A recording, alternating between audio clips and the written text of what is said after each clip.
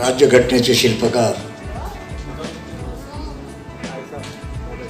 विश्वभूषण महामानव बोधिसत्व डॉक्टर बाबासाहेब आंबेडकर, क्रांतिबा ज्योतिराव फुले, राजर्षी छत्रपती शाहू महाराज, कामगार चळवळीचे प्रणेते NM लोखंडे साहेब, या आपल्या श्रद्धास्थानाच्या चरणी सर्वप्रथम मी त्रिवार वंदन करतो. पीपल्स रिपब्लिकन पक्षप्रणित राष्ट्रीय मजदूर सेनेच्या वतीनं आज या ठिकाणी असंघटित कामगार मेळाव्याचं आयोजन करण्यात आलं. या मेळाव्याचे अध्यक्ष आणि राष्ट्रीय मजदूर सेनेचे नेते आमचे सहकारी भाई विजय पाटीलजी, मेळाव्याचे उद्घाटक पीपल्स रिपब्लिकन पक्षाचे राष्ट्रीय कार्याध्यक्ष आणि राज्यमंत्री दर्जा असलेले महाराष्ट्र राज्य लघुउद्योग विकास महामंडळाचे उपाध्यक्ष भाई जयदीपजी कवाडे, मंचावर विराजमान आमचे मित्र ॲडव्होकेट राहुल भानारकर साहेब, नागपूर जिल्ह्याचे आमच्या पक्षाचे अध्यक्ष नरेंद्र डोगरेजी, भुसावळचे कामगार नेते आमचे सहकारी अरुण दामोदरजी, सन्माननीय डॉक्टर अनवर सिद्दीकी साहेब, ॲडव्होकेट उदय मालाधरी साहेब, सन्माननीय आमच्या भगिनी मनीषाताई ठाकरे, प्रास्ताविक ज्यांनी केलं ते नागपूर शहराचे पीपल्स रिपब्लिकन पक्षाचे अध्यक्ष कैलासजी बुंबले, सूत्रसंचालन करणारे अरुण वाहनेजी, या मेळाव्याचे आयोजक विजय पाटीलचे सर्व सहकारी, उपस्थित बंधूंनो, भगिनींनो आणि मित्रांनो, मी काय आपला जास्त वेळ घेणार नाही. अनेकांनी उत्कृष्ट अशा प्रकारचं मार्गदर्शन केलं, त्यामुळे आणखी जास्त काही बोलावं असं काही मला वाटत नाही. पण कामगार चळवळीत काम करताना एक गोष्ट ध्यानात ठेवली पाहिजे, नेकी करो दरिया में डाल, नहीं सिद्दीकी साहब, जो कल तक आपके साथ में थे, जब फायदा मिला तो आधे इधर चले गए, आधे उधर चले गए, तो ये चिंता नहीं करने की.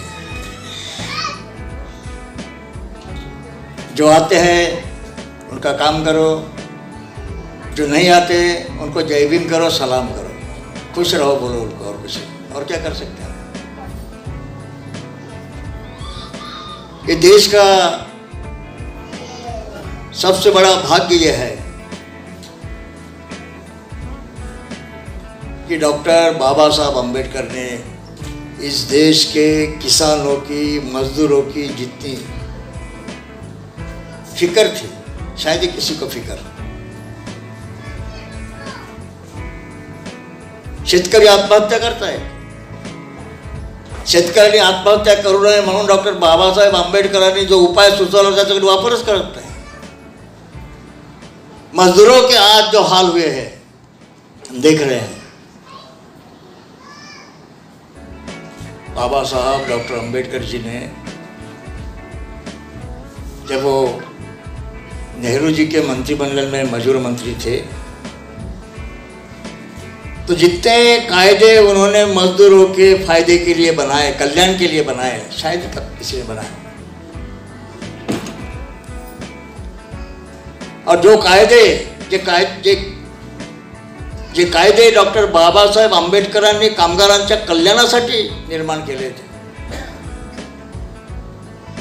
तेच कायदे उद्ध्वस्त करून नवीन 4 कामगारांचं दिवाळा वाजवणारे, कामगारांना पुन्हा गुलामगिरीच्या चिखलामध्ये डुबवण्याचं काम करणारे नवीन 4 कायदे आज सरकारने आणले, देशाच्या सरकारने आणले.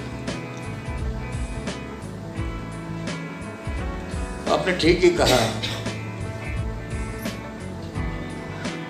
ये अंबानी अडानी की सरकार है, आपकी मेरी मजदूरों की सरकार नहीं है, गरीबों की सरकार नहीं है. म्हणून जयदीपने सांगितलं आमच्या पक्षाचं धोरण आहे, कमाने वाला खाएगा लूटने वाला जाएगा, कमाने वाला खाएगा लूटने वाला जाएगा और मेहनत करने वालों का राज आएगा, ही घोषणा देऊन आमच्या राष्ट्रीय मजदूर सेनेची वाटचाल सुरू. आमचा विजय बघा ना, जमेल त्या पद्धतीनं कामगारांना न्याय देण्यासाठी जीवापाड मेहनत करतो, कष्ट उपसतो. प्रवासाची फिकर नाही, जेवणाची फिकर नाही, परिवाराची फिकर नाही. एक मुलगी तरुण मुलगी त्याची गमावली बिचारा. ते दुःख कवटाळून न बसता कामगारांच्या दुःखावर फुंकर मारण्यासाठी जीवाचं रान करणारा कामगाराचा नेता विजय पाटील. लक्षात ठेवा तुम्ही, विजय पाटील. अशा प्रामाणिक नेत्यांच्या पाठीशी खंबीरपणे उभं राहून त्याची ताकद जर वाढवली नाही तर यानंतर कोणते विजय पाटील तुमचं मदत करेल असे धावला नाही. लक्षात ठेवा. ही अभी तो सवाल ये हमारे देश में नया चल रहा है, मस्जिद खोदो और मंदिर ढूंढो, यही चल रहा है. उधर बुद्धगयामध्ये महाबोधी महाविहारावर कब्जा करून ठेवला, ते त्याला दिसत नाही.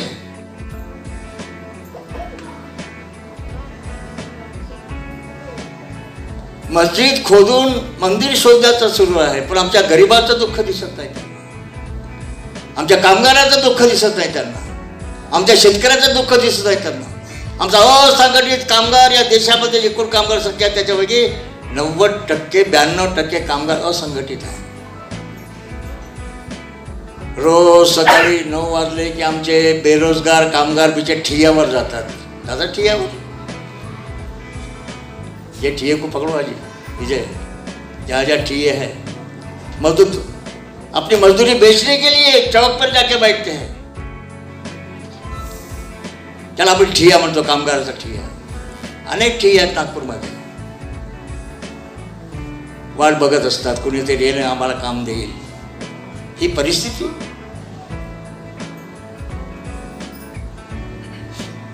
ही परिस्थिती या देशात का निर्माण झाली? श्रीमंत होत चालला, गरीब भिकेला लागून राहिला. ही परिस्थिती का आपल्या देशावर यावी? हा देश 140 कोटी जनतेचा देश आहे, हा कोणाच्या बापाचा देश नाही. लक्षात ठेवा. 140 कोटी लोकांना समानता, स्वातंत्र्य, बंधुत्व, सामाजिक न्याय मिळावा, हे डॉक्टर बाबासाहेब आंबेडकरांच्या राज्यघटनेचं स्वप्न आहे. आणि हे स्वप्न साकार करण्यात होऊ नये म्हणून या देशातील राजकीय व्यवस्था बाबासाहेबांच्या संविधानाचं स्वप्न धुळीस मिळवण्याचा प्रयत्न करत आहे. मित्रांनो, ही परिस्थिती आज देशात आहे. मग तुम्ही कायद्याबद्दल 4 कायद्याबद्दल फार चांगलं सांगितलं, दोघांनी आपण फार चांगलं सांगितलं. 44 कायदे होते, ते रद्द केले, 4 आणलेत. 44 - 40 4. कंत्राटी पद्धतीने काम केलं जातं आणि दोन आपण बरोबर आहे, दोनों क्षेत्रों में. केवळ कामगारांच्या क्षेत्रामध्ये नाही तर बुद्धिवंतांच्या क्षेत्रामध्ये कंत्राटी कामगार, कंत्राटी बुद्धिवंत, कंत्राटी प्राध्यापक, कंत्राटी प्रिन्सिपल, कंत्राटी सायंटिस्ट, कंत्राटी पोलीस, कंत्राटी अग्निवीर. सैन्यामध्ये 3 वर्षाकरता तरुणांना भरती करायचं.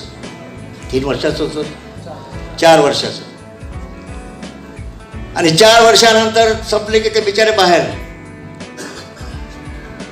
75 वर्षाचा माणूस देशाचा प्रधानमंत्री होतो, काम करतो. आणि 4 वर्ष सैन्यामध्ये काम केलेला आमचा तरुण मात्र बेरोजगार होतो, 4 वर्षात अग्निवीर बेरोजगार होतो, अशी परिस्थिती देशामध्ये आहे. आमच्या देशातील लोकांना समजत नाही ही एकूणच परिस्थिती जी आहे अत्यंत गंभीर आहे. आपण एवढं सोपं घेऊ नका तुम्ही. कामगारांना खऱ्या अर्थानं न्याय मिळवून घ्यायचा असेल, कारण मागणे से कुछ नहीं मिळतं, मागणे से भीक मिलेगी. आम्हाला कोणाची सहानुभूती नको, कोणाची दया नको, कोणाचे उपकार नको. म्हणजे आपल्याला आपला हक्क पाहिजे. मनीषाताई ती बरोबर सांगितलं. अडानी अंबानी की सरकार, 2 लोग बेच रहे हैं, 2 लोग खरीद रहे हैं हमारे देश में. ये सरकार भीक नको, कोणाची दया नको, मेहरबानी नको. आमच्या कष्टाचे दाम पाहिजे, आमचा हक्क पाहिजे, आमचा अधिकार पाहिजे. आणि बाबासाहेबांना अधिकार मांगने से भीख मिलती है, अधिकार नहीं मिलता.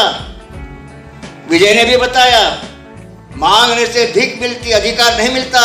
म्हणून बाबा साहब ने मांगने से जो नहीं मिलता उसको छीन के लेना, उसके लिए कुर्बानी भी देनी पड़ी तो जरूर देना, हे डॉक्टर बाबासाहेब ने सांगितलं. देशामध्ये कामगारांच्या क्रांती. आता किती आपल्या देशात किती युनियन आहेत? इंटक आहे, आयटक आहे, सीटू आहे, मिटू आहे, भारतीय आपल्या BJPची देखील कामगार संघटना आहे. कामगार काय त्यांची BJPची भारतीय कामगार संघटना,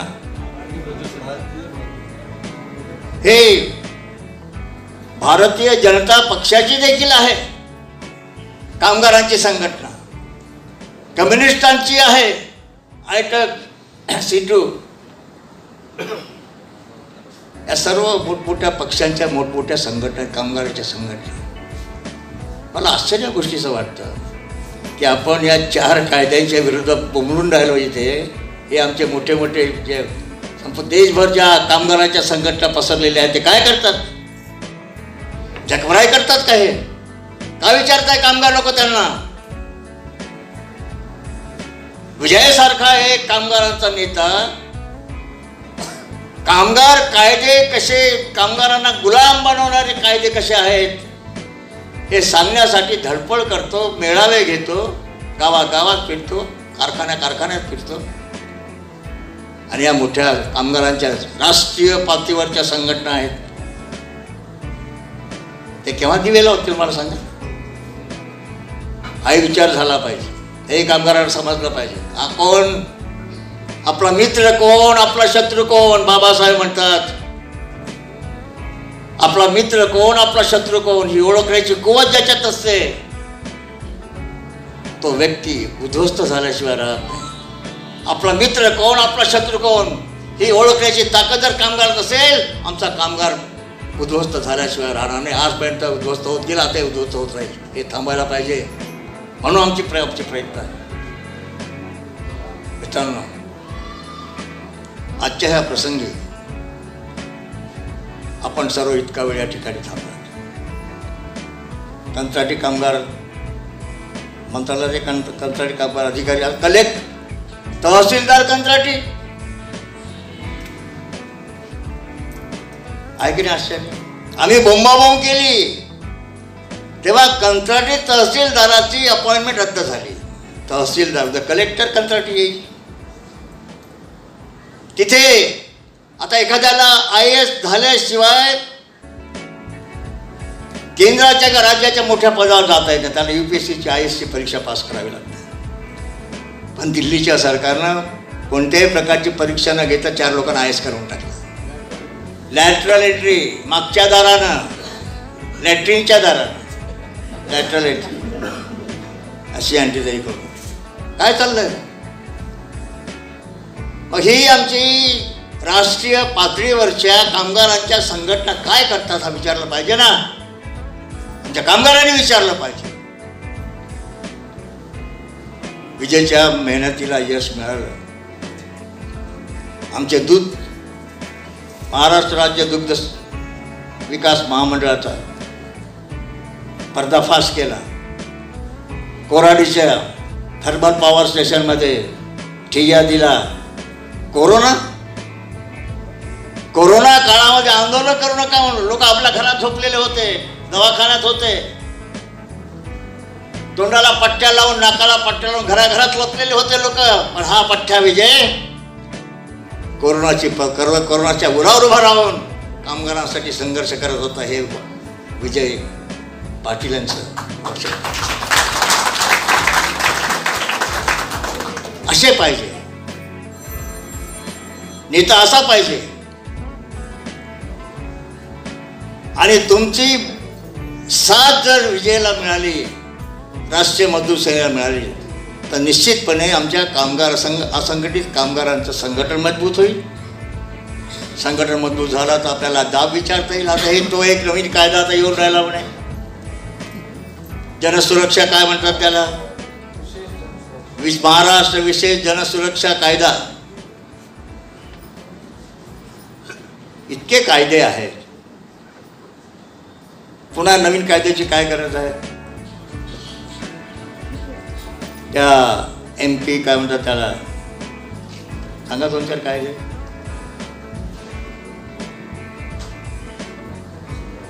गुंडगिरीसाठी कायदे आहे, मकोका आहे, UAPA आहे, असे अनेक कायदे आहेत. म्हणजे गुंडगिरीच्या विरुद्ध, बदमाश लोकांच्या विरुद्ध,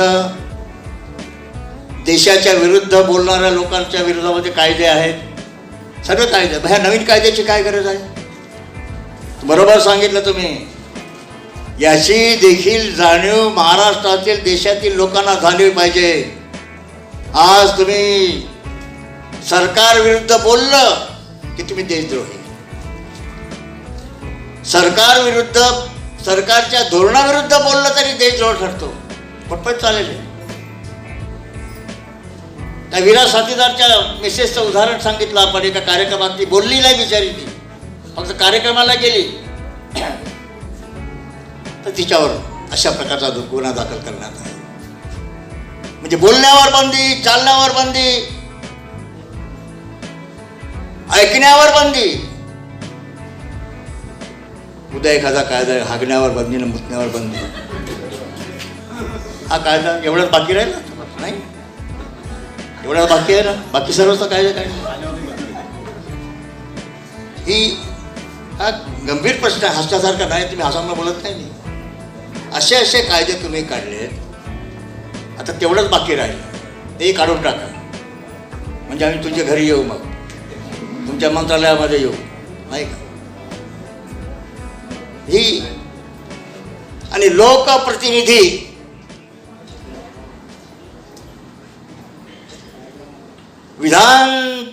विधिमंडळात काम करणारे आमदार, संसदेमध्ये काम करणारे खासदार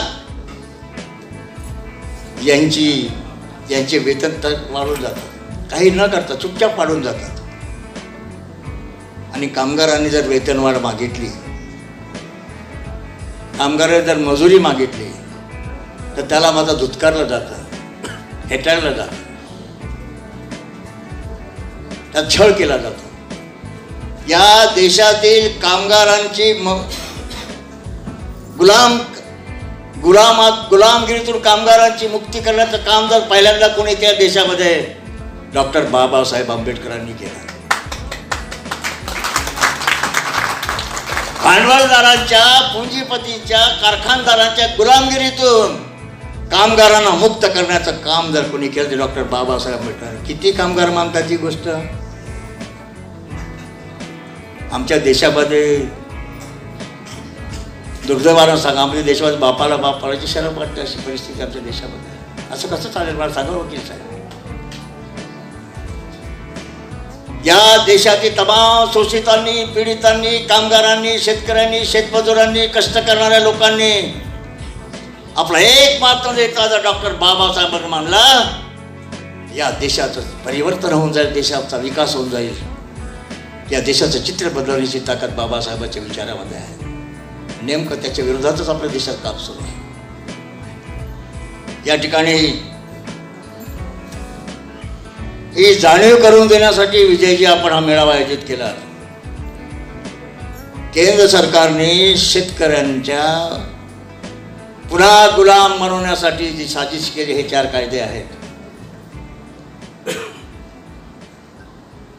विशेष जनसुरक्षा कायद्याच्या अंतर्गत भारतीय संविधानाला पायदळी तुडवण्याचा प्रयत्न त्याने केलेला आहे. भारतीय संविधानाचे सुसंगत नाहीच आहे ते. सर्वांना बोलण्याचं आपलं मत व्यक्त करण्याचं स्वातंत्र्य दिलं राज्यघटनेने. त्याच्यावर बंदी घालता तुम्ही म्हणजे राज्यघटनेचा पायदळी तोडण्याचं पाप तुम्ही करताय. ते आता थांबवावं लागेल आपल्याला. आणि कंत्राटी ठेकेदार मात्र मग तुम्ही हे पोलीस खातं कंत्राटी पद्धतीनं चालवता, मेडिकल कॉलेज कंत्राटी पद्धतीनं चालवता. हे सर्व जर कंत्राटी पद्धतीने चालवायचं असेल तर सरकारने आपण कंत्राटी पद्धत का चालवलं नाही देशपांडेजी? सर्वच कंत्राटी पद्धतीनं आहे तर सरकार देखील कंत्राटी पद्धती चालू आहे ना. कशाला पाहिजे निवडणूक? हे झंझट कशाला पाहिजे? असं म्हटलं की मग मिरच्या झोमतो नको त्या ठिकाणी. म्हणून आता आपण सावध झालं पाहिजे. झोपलेल्यांना उठवता येतं, झोपेचं सोंग घेतलेला उठवता येत नाही. किती टोचा नाही उठवता येत. मित्रांनो, आपण आता या ठिकाणी मर्यादित संख्येमध्ये आला, पण ज्या ठिकाणी जाल त्या ठिकाणी हा विचार घेऊन गेला पाहिजे. कशी या देशामध्ये कामगारांची अशा प्रकारची अडवणूक केली जाते, फसवणूक केली, शोषण केलं जात आहे. किंवा काही मुठभर लोकांच्या भल्यासाठी ढिगभर लोकांचं शोषण या देशात सुरू आहे.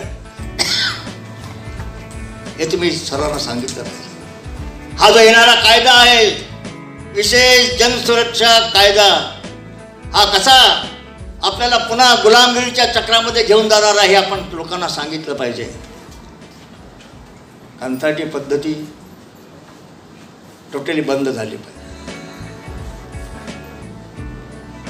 निजीकरण केलं.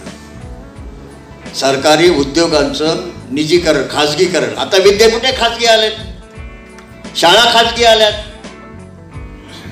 सर्वच खाजगी झालं. मग सार्वजनिक राहिलं कुठे?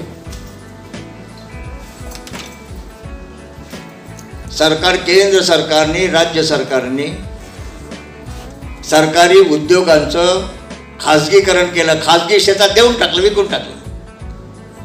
आणि तिथे त्यामुळे काय झालं की सरकारी क्षेत्रामध्ये आरक्षण होतं, खाजगी क्षेत्रात घेतं आरक्षण बंद झालं. अशा पद्धतीचे नवीन नवीन फंडे हे लोक काढतात आणि या देशातील जनतेला अडचणीत आणण्याचा प्रयत्न. मित्रांनो, एकच गोष्ट लक्षात ठेवा की आपण हा विचार घेऊन या ठिकाणी बसलेलो आहोत. आपण एक दिलाने, एका मनाने आपण बसलेलो आहोत. तेव्हा ही राष्ट्रीय मजदूर सेना जास्तीत जास्त शक्तिशाली कशी होईल हा विचार आपण केला. वाढवा. हे वाढेल तर प्रश्न सुटतील, वाढणार नाही तर प्रश्न सुटणार नाही. प्रश्न सोडवायचे असतील तर सर्व कामगारांनी एकत्र आलं पाहिजे. विजय पाटील साहेबांच्या नेतृत्वामध्ये, राष्ट्रीय मजदूर सेना नेतृत्वामध्ये आपण सगळं एकत्र आलं पाहिजे आणि आपला हक्क, आपला अधिकार आणि न्याय, आपल्याला न्याय पाहिजे. हा न्याय मिळवायचा असेल तर राष्ट्रीय मजदूर सेना आणि राष्ट्रीय मजदूर सेनेचे नेते आयुष्यमान विजय पाटील यांच्यासोबत आपण राहूया. आजच्या प्रसंगी आपण सर्व या ठिकाणी आलात, आपल्या सर्वांचं मी धन्यवाद देतो. आपल्याला आणि विजय पाटील यांना हार्दिक शुभेच्छा देतो. असंच काम करत राहा. सर्व आपल्या पाठीशी आहेत, आम्ही तर आहोतच आपल्या पाठीशी, सर्वच आपल्या पाठीशी आहेत. तेव्हा आपल्या विजयला विशेष धन्यवाद देतो, त्यांच्या सहकार्यांना धन्यवाद देतो. इथेच थांबतो. धन्यवाद. जय भीम. नमस्कार दोस्तों, हमारे न्यूज चैनल न्यूज इंडिया को लाइक कीजिए, शेयर कीजिए, अनसब्सक्राइब कीजिए. हम मिलेंगे फिर. धन्यवाद.